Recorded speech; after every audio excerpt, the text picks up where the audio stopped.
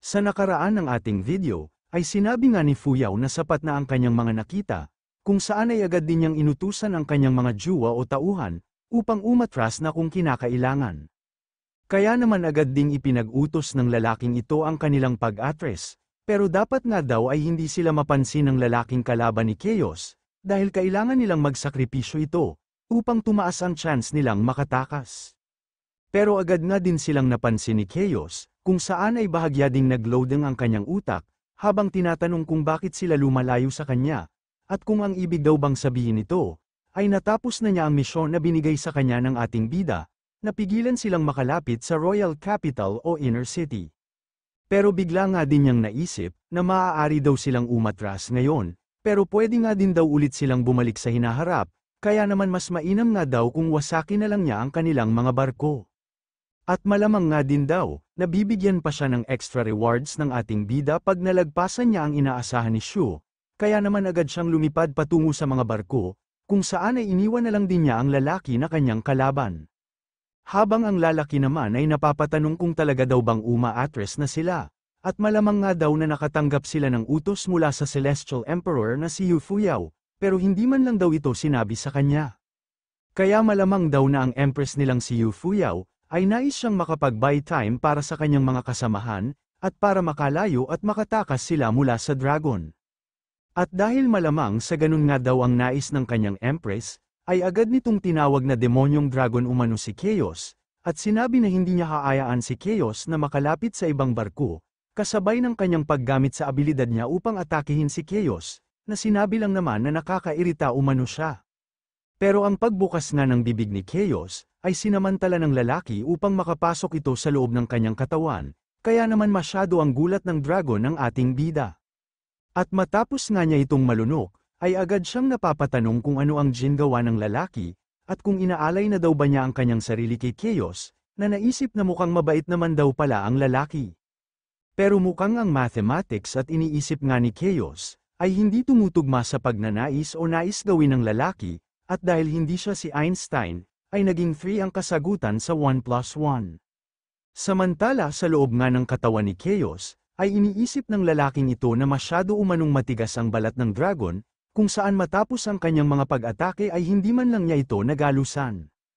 At kahit nga daw ang mga cultivator ay tinatamper ang kanilang inner organs, ay hindi naman daw ito kasing tigas ng panlabas nilang kaanyuan, at sigurado nga daw na katulad lang din ng sa mga cultivator ang dragon na ito. Kaya naman ang pag-atake nga daw niya dito sa loob ng katawan ni Chaos, ay nanggangahulugan na mas malaki ang chance niyang masaktan ito. At kahit nga daw hindi magiging ganun kalubha ang may dudulot niyang pinsala kay Chaos, ay makakapagbigay naman daw ito ng oras, upang makatakas ang kanyang mga kasamahan. At matapos nga ng ginawa niyang pag-atake sa laman ni Chaos, ay biglang pinagpawisan ng malala ang lalaking ito, na ginamit umano ang buo niyang lakas sa pag-atake na kanyang ginawa, kaya sigurado nga daw na nakapagbigay siya ng pinsala kay Chaos. Pero bigla nga lang ding commentab ang mga laman ni Chaos sa kanyang pag-atake. Kaya naman laglag pa nga ng lalaki, na napapatanong kung paano ito nangyari, sabay sabi na wag umanong sabihin sa kanya, na ang katawan ng dragon na ito ay talaga mas matigas pa sa bakal. At sa mga oras nga na ito, ay halos mahulaan o malaman na ng lalaki ang katotohanan, dahil si Chaos nga ay ang espiritu ng artifact na Divine Water, at ang kanyang katawan ay literal na gawa sa bakal, at black fog na kanyang nilamon dati. Bukod doon ay gawa nga din sa sacrificial altar ang katawan ni Chaos, gayon na din sa maliit na isda na kanyang nilunok mula sa ruin, gawa nga din daw sa World Tree ang katawan ni Chaos, at iba't ibang klase ng mga spiritual tools o artifact na kanyang kinain. At dahil nga sa lahat ng kanyang kinain, ay nagmistulan ng mas matigas pa sa bakal ang kanyang tiyan, at kahit nga daw walang alam na abilidad sa pag-atake si Chaos, ay advantage naman ito ang matigas niyang pangangatawan. At bigla na nga lang ding nagdilim ang muka ng lalaki, matapos niyang makita ang bumubulusok na tubig, kasabay ng mga sira-sirang barko at naisip na hindi umano maganda ang sitwasyon niya, at agad na din siyang natangay sa pagbulusok ng tubig. Sunod ay naisip nga ng lalaking ito, na kailangan umano niyang makaahon o alis sa tubig na ito, pero bigla na nga lang din siyang nagulat, at napapatanong sa kanyang sarili, kung ano daw ang mga kulay itim na tila spikes na patungo sa kanya. Samantala habang patuloy nga ang pag-earn ng negative points ni Shu sa mga namamatay, ay naisip naman ni Chaos na masarap daw ang mga barkong ito, dahil malulutong nga daw ito tulad ng potato chips ni Xiaoyu.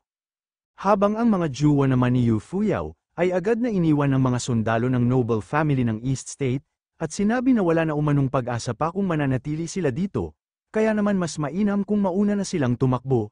lumipad palayo pala. At matapos nga silang makita ni Chaos, ay naisip nito na hindi naman daw siya inutusang pumatay ng ating bida, kaya naman ayos lang siguro kung hayaan na niyang makaalis ang mga lumipad, at magpatuloy na lang sa pagkain.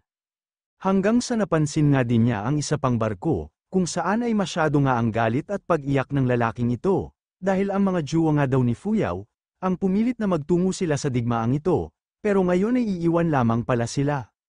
Tinatanong nga din ng lalaking ito, kung anong uri daw ba ng mga commanders, ang mga kalalakihang yun na nagmula sa Celestial Palace ni Yu Fuyao, pero sinabi naman ng kanyang kasama na tahan na umano sa pag-iyak, sabay tanong kung ano na ang dapat nilang gawin.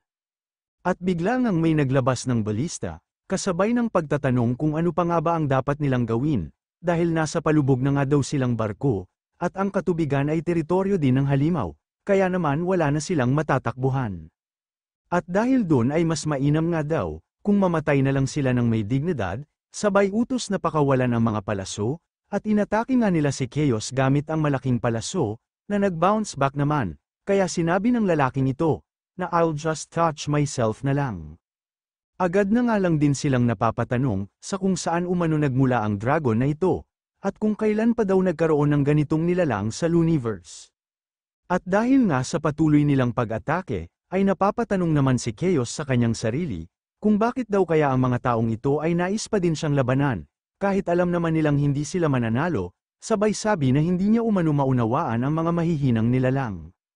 Hanggang sa muli ay napansin na naman niya ang isang barko, at ang barko nga daw na yun ay hindi sinusubukang lumaban, at tila mababait nga daw ang mga lula ng barkong yun, kaya naman mas mainam kung unahin na daw niya itong kainin, dahil mas gusto nga daw niyang kinakain ang mababait na pagkain.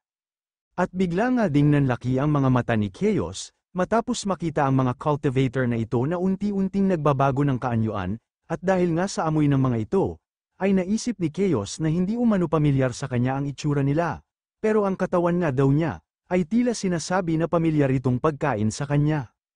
At kahit nga hindi siya sigurado, ay sinabi na lang nito na hindi bali na umano, dahil kakainin din naman niya ito, at masyado nga ang gulat ng mga Hellblood Demon o Satanas, dahil hindi pa daw sila tapos na mag-transform pero inaatake na sila ni Chaos, sabay sabi na masyado daw siyang mad-aya. At bigla na nga lang nagsunod-sunod ang pasok ng 1,000 negative points mula sa mga Satanas sa system ng ating bida, na kasalukuyang nasa inner city ng Royal Capital, at sinabi na mukhang naka-encounter umano ng grupo ng Satanas si Chaos, mula sa hukbo ng mga taga-East State, kaya naman nasabi din ni Shu, na masyado na daw pala talagang laganap ang mga Satanas sa Looniverse. Bukod doon ay sinabi nga din ni Shu, na ngayon ay wala na silang contact sa mga spy na nasa North States, kaya hindi din niya alam kung gaano umano kadami ang mga Satanas, na nasa ilalim ng pamumuno ni Chingkong. At agad ngang tinanong ng Squirrel, kung bakit daw hindi nila ipadala sa North State ang kanyang dagang, sabay sabi na ang mga tao umanong spy nila ay hindi na makapasok ng North State, pero magiging madali nga lang daw ito para sa kanyang dagang. Pero natahimik at napatitig lang naman sa kanya ang magkapatid, kaya agad niyang tinanong kung may mali ba sa kanyang mga sinabi, o kung may mali daw ba sa kanya. Pero tinanong lang naman ni Shu, kung hindi daw ba at hindi naman aabot sa ganun kalayong lugar ang kanyang abilidad, na agad din naman kinumpirma ng Squirrel, at sinabi na magiging mabagal umano ang pagdating ng mensahe o reports, sabay tanong kung bakit hindi na lang daw siya magdala ng telemirror, at personal na magtungo sa North State upang maging real-time pa din ang reports nila. Pero muli ay natahimik lang naman si Xiaoyu, kaya sinabi ng Squirrel na hindi umano nito kailangang mag-alala, dahil ang Squirrel nga daw ay madaming laban na ang pinagdaanan, kaya naman hindi daw siya mahuhuli ng mga Satanas na yon. Pero sinabi naman ni Shu, na mas mainam daw kung ang mga daga na lang daw niya ang ipadala nila sa North State, at kahit mas mabagal nga daw ang pagdating ng impormasyon, ay mas mainam na ito, dahil better safe than sorry nga daw, sabay sabi na manatili na lang ng inner city ang Squirrel nila, upang makipagtulungan sa mga Dragon Guards o Kila Zhang. At pero pa nga ang Squirrel, pero binuhat naman siya ni Xiaoyu at sinabi na tama si Lu Shu. Sabay sabi ding karamihan sa Dragon Guards ay mga B-rank lamang, at pag nagkaroon nga daw talaga ng malaking labanan, ay kakailanganin nila ang tulong ng squirrel nilang A-rank, sabay tawag sa squirrel nila bilang General Shu, at sinabing hindi niya pwedeng abandonahin ang squad niya na binubuo ng mga tao. Kaya naman bigla itong natahimik, at masyado nga ang tuwa niya sa mga sinabi ni Xiao Yu, at kahit nga daw alam niyang binobola lang siya ng magkapatid, upang hindi siya magtungo ng frontlines, ay hindi niya talaga maiwasang matuwa. Habang si Shu naman ay nakangiti na lang din at nakatingin sa dalawa, kung saan ay naisip niyang magaling daw talagang mangbola ng mga hayop si Xiao Yu, at wala nga daw talagang tatalo sa kanya pag hayop o mga spiritual beast na ang usapan. Pero bigla nga ding napalingon ng ating bida nang marinig niya ang pagsigaw ni Zhang, na sinasabing mayroon umanong magandang balita, dahil ang tao na kanyang niligtas ay gising na. Samantala ilang sandali nga ang nakalipas bago tuluyang magising si Ming Yuyu, ay tila binabangungot pa ito, habang napapanaginipan ang mga nangyari sa kanya, 18 taon na ang nakalipas. At 18 taon nga ang nakalipas, bago siya bumagsak mula sa pag-atake ng kanyang mga kalaban, ay tinatanong nito kung sino sila, at kung bakit meron sila ng World Tide na espada. Pero agad lang naman nagtungo sa kanya ang mga lalaking nakabalabal, kung saan matapos nitong itiklop ang kanyang palad, ay agad na inatake ng mga talim ng kanyang World Tide si Ming Yuyu. Pero bigla nga din silang nagulat, matapos magtungo sa kanilang likuran ang isa sa mga puppet master, kung saan kasabay ng paglunsad nito ng pag-atake, ay sinabi niyang mga lapastangan umano sila, at huwag na silang magtangka pang saktan ang kanyang kuya, o si Ming Yuyu. Pero mabilis nga lang din nilang naiwasan ang ginawa niyang pag-atake, kaya naman agad din siyang nagtungo sa kanyang kuya, at sinabi na kailangan na daw nilang umalis ngayon din. Agad na ding lumipad palayo ang dalawa, at dito ay tinatanong ni Ming Yuyu ang isang puppet master kung bakit siya bumalik, dahil inutusan nga daw niya ito na sumama sa ancestral land, pero sinabi lang naman ito sa kanyang kuya, na malubha na umano ang pinsala ni Ming Yuyu, kaya naman hindi niya ito pwedeng iwan na mag-isa dito. Pero tinawag lang naman niya itong baliw, at sinabing mas madami daw siyang alam kaysa sa kanila, at hindi nga daw siya papatayin ng mga kalaban, kaya naman kailangan na niyang bitawan si Ming Yuyu, at dapat ay agad na siyang magtungo kay Leonie upang sumama sa ancestral land. Pero may bigla ngang nagtungo sa kanilang harapan, at sinabi na malinaw palang nakikita ni Ming Yuyu ang lahat, at ito nga ay ang Celestial Empress na si Yu Fuyao, na nagsasabing sayang umano at ngayon lang nakita ni Ming Yuyu ang lahat, dahil huli na nga daw ang lahat para sa kanila. Sunod ay ginamit nga ni Yu Fuyao ang abilidad niyang gumawa ng sariling mundo o space, o dapat ay tawagin nating domain, na masyadong kinagulat ni Ming Yuyu kasabay ng pagbigkas niya sa Two Worlds Realm umano, sabay sabi na hindi umano niya inaakala, na maaabot ni Yu Fuyao ang realm o cultivation level na ito. Pero sinabi lang naman ni Yu Fuyao na madami umano siyang nalalaman, at ngayong nakita na niya ang world domain ni Fuyao, kung saan ay napunta na din sila sa loob ng kanyang domain, ay maaari lamang daw niyang hayaan na mabuhay sila Ming Yuyu, kung sasabihin niya ang lahat ng paghahanda na ginawa ni Lu Shen, bago siya mamatay at ma-reincarnate.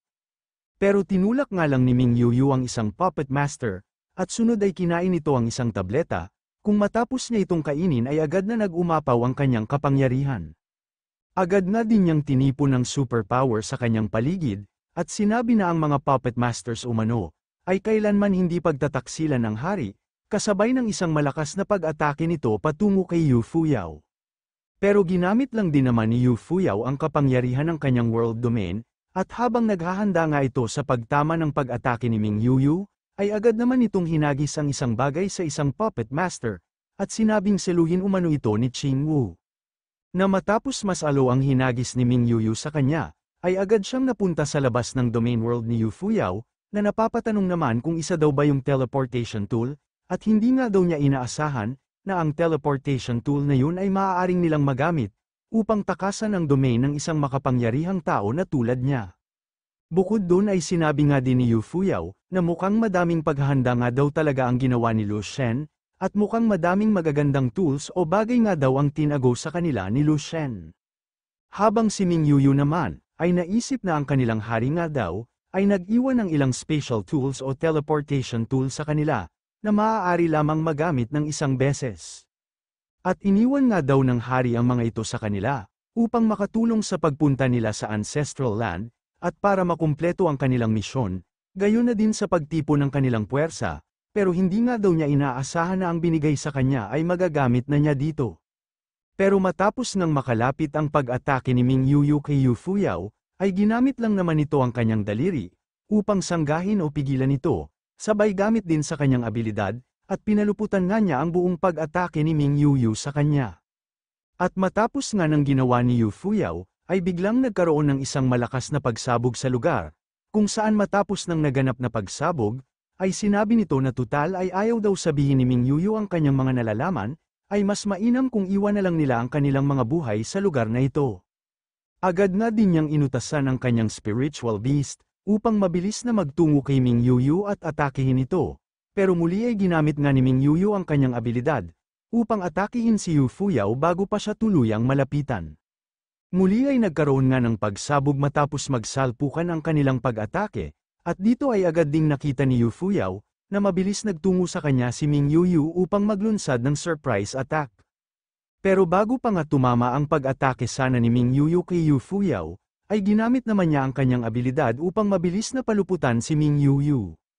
Na agad sinabi sa kanyang sarili, na hindi daw niya alam na palihim palang nagko-cultivate si Yu Fuyao, pero kahit alam na daw niyang wala siyang laban kay Yu Fuyao, ay nakapag-buy time naman daw siguro siya, upang makatakas si Ching Wu at makalayo sa lugar na ito, kaya naman maaari na din daw siyang mamatay nang walang pinagsisisihan. Pero bigla ngang lumapit si Yu Fuyao sa kanya, at tinanong kung ang iniisip daw ba ni Ming Yuyu ngayon, ay wala na siyang pagsisisihan kahit mamatay pa siya ngayon, basta mabuhay lamang ang reincarnation ng kanyang hari, gayon na din ang mga kapatid o kasamahan niyang puppet master, dahilan upang biglang matahimik at magulat si Ming Yuyu, dahil nalaman ni Fuyao ang kanyang iniisip. Sunod ay bigla ngang nagkaroon ng malakas na pagsabog o pagbulusok ng superpower, at matapos nga nila itong makita, ay sinabi ni Yu Fuyao na mukhang tapos na umano ang mga kaganapan sa lugar na yun. At ilang sandali nga lang din ang nakalipas, ay agad na dumating ang isang itim na kaluluwa, kung saan ay masyado ang gulat ni Ming Yuyu, dahil ang kaluluwang ito nga ay walang iba, kundi ang kaluluwa ng isa sa mga puppet master na si Ching Wu. Samantala ilang sandali nga ang nakalipas, bago magtungo sa kanila ang kaluluwa ni Ching Wu, sa Space Channel o portal patungo sa Ancestral Land, ay nagbukas ang isang portal kung saan ay lumabas si Ching Wu. Na masyadong naghihinagpis, dahil kahit umano matagal ng maestro level ang kanyang kuya, ay masyado din namang malubha ang kasalukuyan niyang pinsala, kaya paano daw kaya malalabanan ng kanyang kuya si Yu Fuyao. Naisip nga din ito, na ginamit ni Ming Yuyu ang spiritual tool o artifact na binigay sa kanya ng hari, para lamang mapadala sa lugar na ito si Ching Wu, at alam nga daw niyang nais lamang ipagpalit ni Ming Yuyu ang kanyang buhay, para sa buhay ni Ching Wu, o nais siyang maligtas kahit pabuhay niya ang kapalit. Pero ilang sandali lang din ang nakalipas, ay naisip nito na hindi siya pwedeng maging negatibo at mawalan ng pag-asa.